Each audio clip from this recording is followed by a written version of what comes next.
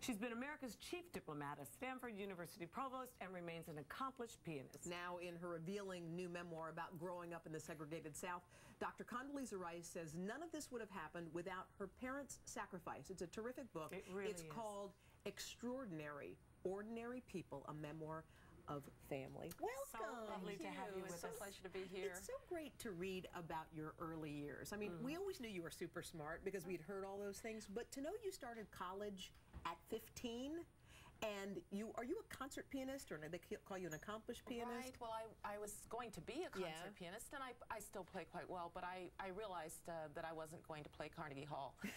Maybe piano bar someplace. But you were also going to be an ice skating champion well, as well. I was not a very good ice skater. The You truth couldn't of the matter jump. is, no, I couldn't jump. I'm 5'8". I've got 5'10" legs. I don't know what my parents were thinking. And skates were not my friend. Did you fit in because when you were smarter than the other kids and kind of more advanced than the others? I actually grew up in a community where there were a lot of very accomplished kids. Yeah. I don't think I was even the most dedicated student in my class. That would have been my little friend.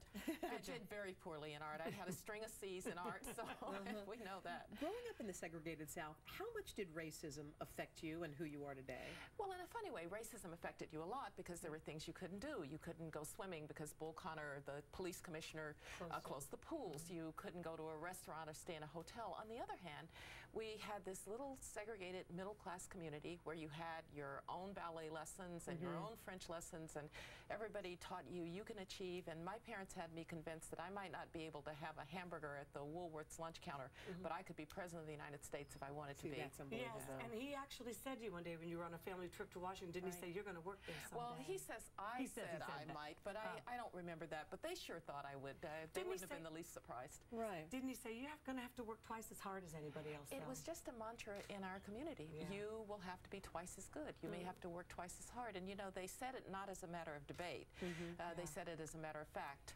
And didn't you actually hear the bomb go off at that time at the other church in Birmingham? And you actually had two friends that were in that. I'll never forget that Sunday morning because we were already at church getting ready to start service, and we heard this loud blast. And in those days, Birmingham was called Bombingham.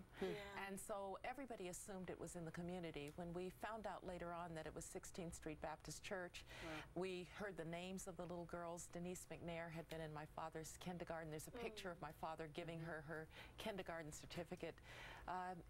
It was just devastating. Is it hard to believe that I still think about that happening in our lifetime, and I still pinch myself and think, I can't believe that happened.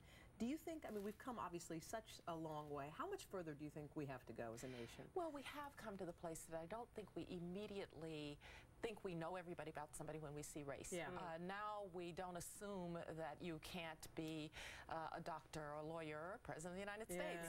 But I still think we have a long way to go, particularly for people who are trapped in poverty and race. And for them, the educational opportunities are not there. You know, I can look at your zip code and I can tell whether you're going to get a good education, and that's just not right. I was moved in the book how you talk about the moniker of being African American. You're not comfortable with it because tell us what your dad used to say about being a Black American. Right. My father and I think I too like Black American because it reminds us that the Europeans and the Africans came together as founding populations of this country at the beginning. We aren't immigrants. My family was enslaved to come here, and it sort of mocks the immigrant narrative to say African American. But whatever you call us, it's remarkable that these people have persevered through generations, that they've taken opportunities as they have, and that now we are where we are. Are you enjoying your life now? I love my life now. You do? I love Northern California. It's a beautiful place. I love being back at Stanford, which has been my home for a long time. You still have your same sofa.